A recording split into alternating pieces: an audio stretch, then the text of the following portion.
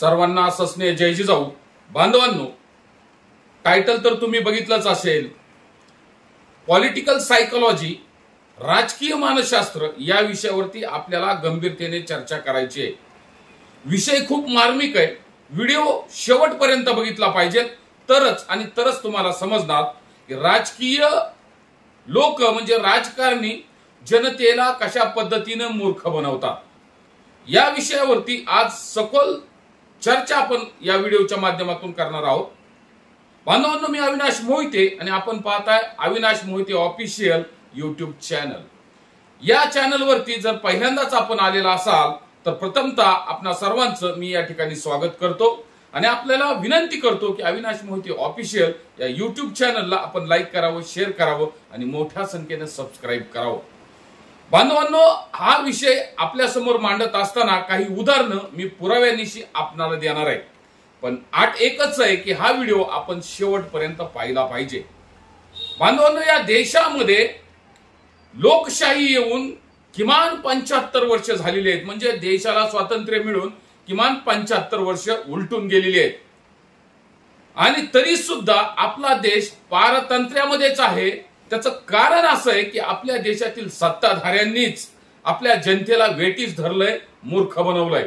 आणि ते कशा पद्धतीने मूर्ख बनवतात, कशा पद्धतीने वेठीस धरतात, याच्यावरती सखोल चर्चा आपल्याला या व्हिडिओच्या माध्यमातून करायची आहे. बांधवांनो, माझ्या विचारांशी आपण सहमत असावं असं बिलकुल नाही. माझ्या विचारांपेक्षा आपले विचार वेगळे असू शकतात, परंतु जे जे चांगलं आहे ते घ्यावं, बाकीचं सोडून द्यावं अशी विनंती आपणाला याच व्हिडिओच्या माध्यमातून करतो. बांधवांनो, याचं उदाहरण देत असताना एक गोष्ट मला आपल्याला आवर्जून सांगायची आहे. एक दिवस पार्लमेंटमध्ये हिटलर एका कोंबड्याला घेऊन आला. कोंबड्याला पाहून पार्लमेंटमध्ये बसलेल्या सदस्य आणि जनता अवाक झाली. अरे हा काय प्रकार आहे, कुणाला काही समजायलाच तयार नव्हतं. हिटलर कोंबड्याला घेऊन त्या ठिकाणी आला आणि कोंबड्याचं मान धरून एक एक पीस कोंबड्याचं उपटू लागला. कोंबडा ओरडत होता, विवळत होता, किंचाळत होता, सुटण्याचा प्रयत्न करत होता, परंतु हिटलर त्या कोंबड्याला सोडत नव्हता. जनता मात्र आ वासून हा सर्व प्रकार त्या ठिकाणी पाहत होती. एकामागून एक कोंबड्याची सारी पिस त्या हिटलरने काढून टाकली. अक्षरशः कोंबडा रक्तभंबाळ झाला होता. तो एवढ्या वेदनेनं किंचळत होता, ओरडत होता, तरी सुद्धा हिटलर त्याला सोडायला तयार नव्हता. सारी पिस उपटून झाल्यानंतर हिटलरनी त्या कोंबड्याला खाली टाकलं, खाली फेकलं आणि आपल्या खिशात हात घातला. आपल्या खिशातील काही शेंगदाण्याचे दाणे एक एक करून त्या कोंबड्याच्या समोर तो टाकू लागला. हिटलर पुढे चालू लागला. कोंबडा एक एक दाणा वेचत त्याच्या पाठीमागून चालू लागला. पार्लमेंटल्या सभासदांना हा काही हिटलरचा विषय समजलेला नव्हता. हिटलर स्टेजच्या दिशेने हळूहळू पुढे चालायला लागला. कोंबडा एक एक दाणा टिपत हिटलरच्या पाठीमागून चालायला लागला. हिटलरने माईककडे पाहून जोरात ओरडला, लोकशाही, लोकशाही. अजून सुद्धा लोकांच्या काही ध्यानात येत नव्हतं. मग हिटलरने त्याचं उदाहरण देऊन हे मी का कृत्य केलं हे सांगण्यास सुरुवात केली. त्यावेळेस मात्र लोकांची डोके ठिकाण्यावरती आलेली होती. हिटलर म्हणतो, लोकशाहीचं सुद्धा असाच पद्धतीनं घात केला जातो. 5 वर्ष राजकारणी लोक या जनतेला या कोंबड्यासारखी लुटत असतात आणि ज्या वेळेस निवडणुका येतात त्यावेळेस अशा पद्धतीनं त्यांच्या समोर लालच उभं केलं जातं आणि ज्या पद्धतीने मी एक कोंबड्याला एक एक दाणा टाकला त्या पद्धतीनं लोकांच्या पुढे एक कुठंतरी दारूची बाटली, कुठंतरी मटणाची पार्टी, कुठंतरी 1000-500 रुपये या लोकांना दिले जातात. म्हणजे काय केलं जातं, जनतेला मूर्ख बनवलं जातं. निवडणुकीच्या कालावधीमध्ये जनतेला आमिष दिलं जातं, आश्वासन दिलं जातं आणि या आश्वासनाला या देशातील जनता मात्र बळी पडते, मूर्ख बनते. आता काँग्रेस नको, काँग्रेसचा कंटाळा आला, काँग्रेसच्या काळामध्ये काहीच देशात सुधारणा होत नाही, लोकांना त्याचा फायदा होत नाही, लोकांच्या हिताचं राजकारण होत नाही, अशी ओरड RSS आणि भाजप अनेक वर्ष करत होती. आणि मग लोकांनी काय केलं की आता बदल हवा, देशामध्ये नरेंद्र मोदी यांचं सरकार आलं पाहिजे, आपकी बार मोदी सरकार म्हणून सर्वांनी जयघोष सुरू केला. भारतीय जनता पार्टी देशामध्ये सत्ता आल्यानंतर काहीतरी देशाचं कल्याण होईल असं आश्वासन, असं गाजर जनतेला दाखवलं गेलं की आता जनतेचं सरकार येणार आहे, आता मोदीचं सरकार येणार आहे, आता भाजपचं सरकार येणार आहे आणि या देशातली दरिद्र संपून जाणार आहे, लोकांना एक नवे दिवस येणार आहेत, चांगले दिवस येणार आहेत असं गाजर या कोंबड्यासारखं भारतीय जनता पार्टीनं या देशातील जनतेला दाखवलं. आणि अनेक नाना तऱ्हेच्या योजना या देशामध्ये आणल्या गेल्या, चालू केल्या गेल्या. ज्या वेळेस या देशामध्ये इंदिरा गांधींचं सरकार होतं त्यावेळेस त्यांनी काही निर्णय देशाच्या हिताचे घेतलेले होते, काही निर्णय देशासाठी कठोरही घेतलेले होते. पण मोदी आल्यानंतर मात्र आश्वासनांची खैरात केली गेली. मोदी आल्यानंतर मात्र देशातील जनतेला स्वप्न दाखवली गेली. प्रत्येकाच्या अकाउंटवरती 20-20 लाख रुपये जमा करणार म्हणून नरेंद्र मोदींनी त्यांच्या जाहीरनाम्यामध्ये घोषणा केली. परंतु आज रोजी सुद्धा कुठल्याही भारतातल्या सामान्य जनतेच्या अकाउंटवरती 1 रुपया सुद्धा आलेला नाही. अचानकपणे रात्रीमध्ये नोटबंदी केली गेली. तासन तास लोक एटीएमच्या रांगेमध्ये उभं राहून पैसे काढत होते आणि त्यातले कित्येक लोक लाईनीमध्ये उभे राहून अटॅक येऊन, चक्कर येऊन, भोळ येऊन खाली पडले होते. लोकांना एवढा त्रास सहन केला का आणि कशासाठी की आता भारतामध्ये काळा पैसा नायनाट होणार. स्विस बँकेमध्ये असणारा भारतीय लोकांचा पैसा आता आपल्या देशात आणला जाणार. आपल्या देशातली गरिबी संपणार, आपल्याला सुगीचे दिवस येणार, चांगले दिवस येणार. म्हणून या भारतातली जनता हे सारं सहन करत होती. मग आला का काळा पैसा? भारतातला नष्ट झाला का काळा पैसा? स्विस बँकेमध्ये असणारा काळा पैसा भारतात आला? किती आला? याचं सुद्धा उत्तर मोदींनी दिलं पाहिजे. म्हणजे जनतेची फसवणूक कशा पद्धतीनं केली गेली आणि भारतीय जनता पार्टीनं या देशावरती नवीन नोटांचं राजकारण सुरू केलं. मग जुन्या 1000च्या नोटा बंद केल्या, जुन्या 500च्या नोटा बंद केल्या, नवीन 200ची नोट आली, नवीन 2000ची नोट आली. ओ मोदी साहेब, 2000ची नोट गेली कुठं? अहो ती सुंदर दिसणारी लाल लाल रंगाची नोट गेली कुठं? दिसली का तुम्हाला तरी आतापर्यंत ही नोट दिसते का? ज्या वेळेस ती नवीन आली त्यावेळेस तिचा उदो उदो केला गेला. मग ती आज बंदिस्त झाली कुठं? कुणाच्या तिजोरीत हा माल लपवला गेलाय, दडवला गेलाय.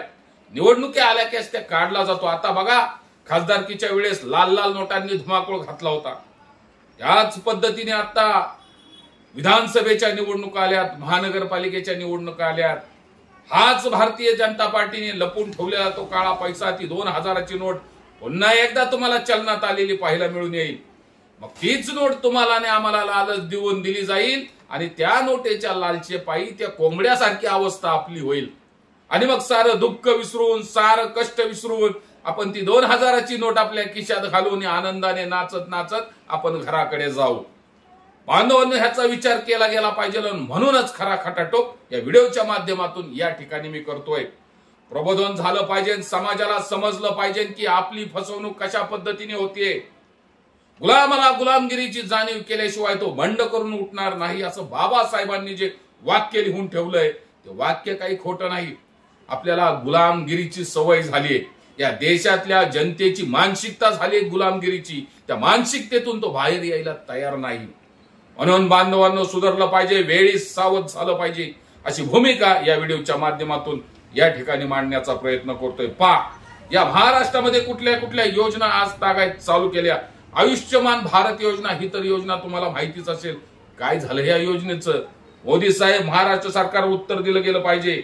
इंदिरा गांधी वृद्धकाळ निवृत्ती योजना, राष्ट्रीय कुटुंब लाभ योजना, इंदिरा गांधी अपंग निवृत्ती योजना, आम आदमी विमा योजना, ई शिष्यवृत्ती, श्रावण बाळ सेवा राज्य निवृत्ती योजना, विधवा निवृत्ती योजना, संजय गांधी निराधार योजना, पंतप्रधान शेतकरी योजना, मोफत अन्नधान्य पुरवठा योजना, दिवाळी बोनस योजना, सरकारी कर्मचाऱ्यांना दिवाळीमध्ये बोनस दिला जातो, ते सुद्धा एक प्रकारचा आमिष आहे. 100 रुपयामध्ये आनंदाचा शिदा. आता मागल्या वर्षी बघितलं, त्याच्यावरती मोदींचा, शहांचा फोटो आणि एका साईडला फडणवीसांचा आणि शिंदेचा फोटो. अशा पद्धतीनं आनंदाचा शिदा 100 रुपयामध्ये विकला गेला. किती लोकांना मिळाला आनंदाचा शिदा? तो फोटो छापण्यासाठी, ती पिशवी छापण्यासाठी किती खर्च आला आणि कुठून आला तो खर्च, हे सुद्धा या देशातील जनतेला समजलं पाहिजे. त्याच धर्तीवरती बांधवांनो आता नवीन योजना आली आहे, लाडकी बहीण योजना. हजारो कोटींची बहीण योजनेखाली निधी वाटपाचं काम चालू आहे.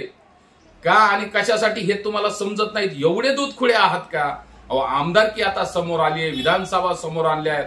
भाजपला आपली हार, सपशेल हार या ठिकाणी दिसते, म्हणून जनतेला लालच दिलं जातंय की लाडकी बहीण योजना आणि आता लाडका भाऊ योजना.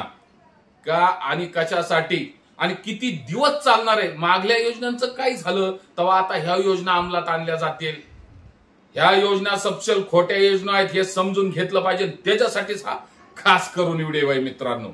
आपलं डोकं आपल्या धडावर ठेवायचं, आपल्या डोक्यात आपला मेंदू ठेवायचा आणि आपल्या मेंदूनी सत्सक विवेक बुद्धीनी चिकित्सा करून आपण निर्णय घेतला पाहिजे. आपण ठरवलं पाहिजे काय खरंय काय खोटंय. हे धूर्त राजकारणी आपल्या फायद्यासाठी, आपल्या स्वार्थासाठी जनतेला मूर्ख बनवतात. बांधवांनो, मगर ये पब्लिक है, ये सब जानती है. यांचं कसं आहे, तुम भी नकते हम भी नकते सब नकतों का है मेला. तुम भी नकते हम भी नकते सब नकतों का है मेला. जो है नाकवाला साला वो भी निकला इनका ही चेला. म्हणजे ज्याला आपण चांगलं समजतोय तो सुद्धा चांगला नाही, तो सुद्धा वाईट आहे, तो कुणाचा तरी चेला. हे आपण लक्षात घेतलं पाहिजे. कोण फसवतंय आम्हाला? ओ फडणवीस साहेब, कोण फसवतंय आम्हाला? ओ मुख्यमंत्री साहेब, कोण फसवतंय आम्हाला? याचं उत्तर दिलं पाहिजे. हेच लाचखोर हजारो कोटींचं कर्ज घेऊन हजारो कोटींचा ह्यांनी चुना लावलाय. पैसा कुणाचा आहे? तुमचा, आमचा, जो आपण टॅक्स रुपी बँकेत जमा करतो तो पैसा आहे. आणि अशा पद्धतीची उधळपट्टी बांधून तुम्ही सहन करणार आहात का? याचं उत्तर दिलं गेलं पाहिजे. सत्ताधाऱ्यांना भांबावून सोडलं पाहिजे, प्रश्न विचारला पाहिजे. आमचा पैसा आहे, काय वाटोळं लावलंय? कुणाच्या घशात चाललाय? कुणाचा पैसा आहे? बँका तिकडे ठाणाना कोरडी पडली. आपल्या खिशामध्ये पोरांनी मागितलं तर 100 रुपये नसतात. कुणाच्या खिशामध्ये आज नोट आहेत? आहे का कुणाकडे 1 लाख 2 लाख? सारा पैसा कुठे आहे? बँकेमध्ये. महाराष्ट्र बँक, स्वेज bank, HDFC bank, ICICI bank, साऱ्यांचा पैसा बँकमध्ये. बँकेवरती वरद हस्त कुणाचा आहे? राजकारणी लोकांचा आहे. राजकारण्यांवरती कुणाचा आहे? पंतप्रधानांचा आहे. पंतप्रधान कुणाचा आहे? आपल्या देशाचा आहे. पंतप्रधानांचा पैसा स्विस बँकेत आहे. वाटप कुणाला चाललंय? अडाणी, अंबानी, हजारो कोटींचं कर्ज माफ केलं जातंय. तुम्हाला आम्हाला मात्र घराच्या ह्याच्यासाठी, मोबाईलच्या हप्त्यासाठी, बँकेच्या लोनसाठी तगादा लावला जातोय. दिवसातून 100 वेळा फोन केला जातोय, हप्ता भरा, हप्ता करा. चक्रव्याड व्याज त्याला लावलं जातंय, आपल्याला लुबडलं जातंय. हेच आपल्याला समजत नाही. म्हणून बांधवांनो, हे समजून घेतलं पाहिजे. या सत्ताधाऱ्यांची मानसिकता समजली पाहिजे, तरच या देशामध्ये लोकशाही जिवंत राहील. नाहीतर पहिल्यांदा सांगितलं, हा देश स्वतंत्र होऊन 75 वर्ष झाली, आज सुद्धा हा देश पारतंत्र्याखाली जगतोय, हे सुद्धा नाकारून चालणार नाही. बांधवांनो, जाता जाता एक शेवटची गोष्ट सांगतो, गोष्ट ऐकल्याशिवाय जाऊ नका.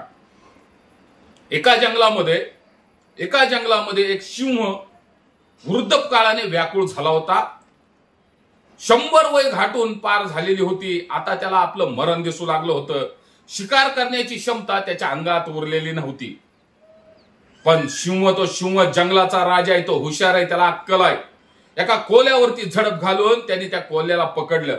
कोल्हा इवळू लागला, महाराज मला माफी करा, मला सोडा, मी तुमच्यासाठी एक मोठ्या शिकारीचं आयोजन करतो. सिंहाला वाटलं हा बारका कोल्हा आहे, ह्याला खाऊन काय पोट भरणार आहे. तो म्हणतो, एका अटीवरती सोडतो, माझ्यासाठी तुला एकदम तगडी शिकार करून आणावी लागेल, मग मात्र मी तुला जीवदान देईल, नाहीतर मी तुला सोडणार नाही. त्या ठिकाणी कोल्ह्याला जीवदान सिंहाने दिलेलं आहे. कोल्हा जंगलामध्ये इकडे तिकडे सैरा वैरा फिरू लागलेला आहे. दिसल ती शिकार सिंहापाशी घेऊन यायची आणि आपल्या जीवाची सुटका करायची, असा प्लॅन या ठिकाणी कोल्ह्याने आखलेला आहे. जाता जाता वाटेमध्ये त्याला एक गाढव दिसलं. बांधवांनो, गाढव तो गाढवच ना, गाढवाला मेंदू तो कसला. गाढवाला पाहून कोल्हा त्याच्याशी बोलू लागला, गाढव दादा चाललाय कुठं?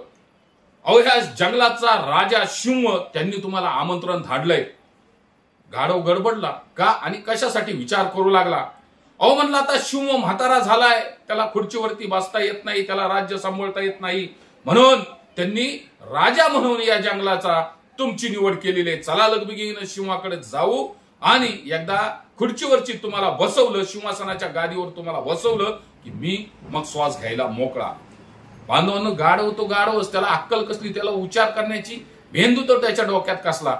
गाढवाला वाटलं वाह, जंगलाचा राजा मी बनणार.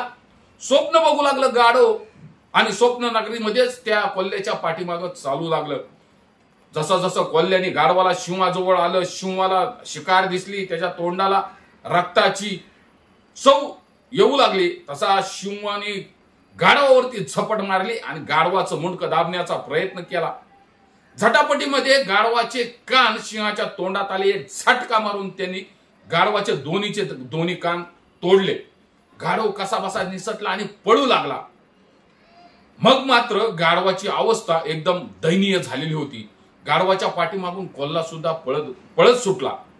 काही अंतरावर जाऊन गाढव थांबला आणि कोल्ह्याला म्हणू लागला, का रे मित्रा, तू माझी अशी फसवणूक का केली? मला तू आयत घेऊन त्या शिवाच्या जबड्यामध्ये देणार होता, तर शिवानी माझी शिकार केली असती, मला खाऊन टाकलं असतं. कोल्हा गाढवाशी बोलू लागला, गाढव दादा, तुमचा काहीतरी गैरसमज होतोय. त्याला तुम्हाला जीव मारायचं नव्हतं. अहो, तुमच्या डोक्यावरती सोन्याचा मुकुट कसा बसणार, राजाचा मुकुट कसा बसणार, म्हणून तुमचे कान तोडलेत. मग तुमच्या डोक्यात आता सोनेरी मुकुट शिवाचा राजाचा बसणार. गाढवाला खरं वाटलं, ते शेवटी गाढवच ना. चला म्हणला लगबगीने पडदिशीने त्या सिंहासनावर बसून तो सोन्याचा मुकुट तुमच्या डोक्यावर घालतो आणि मग मात्र मी श्वास घ्यायला मोकळा. गाढवला पुन्हा कोल्ह्याची बातमी खरी वाटली, कोल्ह्याची बात खरी वाटली आणि गाढव पुन्हा कोल्ह्याच्या पाठीमागे चालू लागला. पुन्हा ते सिंहाजवळ गेले. सिंहाने पुन्हा गाढवावरती झडप मारली. झटापटीमध्ये गाढवाची शेपूट सिंहाच्या तोंडात आले. झटका मारून गाढवाची शेपूट एका झटक्यात सिंहाने तोडले. तसा कसा बसा निष्ठून पुन्हा एकदा गाढव सायरा वायरा पळत सुटला. त्याच्या मागून कोल्हा पळत सुटला. थोड्या अंतरावर जाऊन गाढव पुन्हा थांबला आणि म्हणला, कोल्हा, पुन्हा तू माझी फसवणूक केली आणि मला आयती शिकार म्हणून तू सिंहाच्या जाबड्यामध्ये मारण्याचा प्रयत्न केला. कोल्हा गाढवाला म्हणाला, दादा, तुमची काहीतरी गैरसमज होतोय. अहो, सोन्याच्या सिंहासनावर बसण्यासाठी तुमची शेपूट आडवी येत होती. मग ती आडवी येणारी शेपूट शिवानी कमी केली, म्हणजे तुम्ही आयटी मध्ये त्या सोन्याच्या सिंहासनावर बसू शकता, म्हणून तो प्रयोग केला गेला. तुमचा गैरसमज होतोय. शिवाचा कुठलाही उद्देश तुम्हाला जीव मारण्याचा नाही. असं पुन्हा एकदा गोड बोलून गाढवाची समजूत कोल्ह्याने काढली आणि पुन्हा त्याला शिवाकडे घेऊन तो जाऊ लागला. बांधवांनो, आता मात्र शिवानी चलाकी केली आणि आपली शिकार पळून जाणार नाही, सुटणार नाही याचा पूर्ण बंदोबस्त केला आणि गाढवाची गर्दन पुन्हा एकदा शिवानी आपल्या जाबड्यात पकडली. घरकंतीचा चावा घेतला. गाढवा जागीच गतप्राण झाला आणि शिव मोठ्याने डरकाळ्या टाकत हसू लागला. कोल्ह्याकडे पाहून शिव म्हणाला, जा, याला घेऊन जा, याला उलटा झाडाला टाक, याचं कातड सोल आणि याचा मेंदू आणि काळीज माझ्याकडे घेऊन ये. त्यावेळेस कोल्हा हुशार होता. त्यांनी गाढवाला झाडाला टांगलं, त्याचं कातड काढलं, त्याचा मेंदू काढला, त्याचं काळीज काढलं आणि मेंदू मात्र स्वतः खाऊन टाकला आणि काळीज शिवाकडे घेऊन गेला. शिव म्हणाला, अरे कोल्ह्या, काळीज आणि मेंदून घेऊन यायला सांगितलं होतं, मेंदू कुठं आहे? तेव्हा कोल्ह्या मोठ्याने हसू लागला. म्हणला, राजे, अहो तो गाढव होता. त्या गाढवाला जर मेंदू असता तर 3 वेळा तुम्ही त्याचा गळा दाबण्याचा, जीव मारण्याचा प्रयत्न केला तरी सुद्धा तो परतून तुमच्याकडे आला नसता. त्याला मेंदूच नव्हता. शिवाला पण कोल्ह्याची गोष्ट खरी वाटली आणि मग आपला शिकारीवर शिवानी फाडशा मारला. अशा पद्धतीचा तो त्या ठिकाणी शिवानी केलेला गाढवाचा घात आहे. बांधवांनो, त्याच धर्तीवर यातला मार्मिक उद्देश आपल्याला समजला पाहिजे. अहो, तो शिव म्हणजे हे राजकारणी, धूर्त राजकारणी लोक आहे आणि ते गाढव म्हणजे ही सामान्य जनता आहे. आणि ह्या जनतेचा घात हा राजकारणी, धूर्त राजकारणी कशा पद्धतीने करतो हे आपण समजून घेतलं पाहिजे. म्हणून आपल्या डोक्यामध्ये नेहमी आपला मेंदू ठेवायला पाहिजे आणि आपल्या मेंदूने आपण विचार केला पाहिजे. नाहीतर हे राजकारणी लोक आपल्याला या गाढवाच्या पद्धतीने नामोहराम करून टाकतील, वेटीस धरतील, मूर्ख बनवतील आणि कायमची संपून टाकतील. म्हणून बांधवांनो, विनंती आहे, या व्हिडिओच्या माध्यमातून महानगरपालिकेच्या निवडणुका आल्यात, विधानसभेच्या निवडणुका आल्यात, वेळीच सावध झालं पाहिजे, नाहीतर तुमचा घात त्या कोंबड्यासारखा आणि या गाढवासारखा झाल्याशिवाय राहणार नाही, एवढं मात्र नक्की. गोष्ट आवडली असेल, व्हिडिओ आवडला असेल तर व्हिडिओला लाईक करा, शेअर करा आणि मोठ्या संख्येने सबस्क्राईब करा अशी विनंती आपणा सर्वांना या माध्यमातून करतो आणि या ठिकाणी थांबतो. धन्यवाद. जय जिजाऊ, जय शिवराय.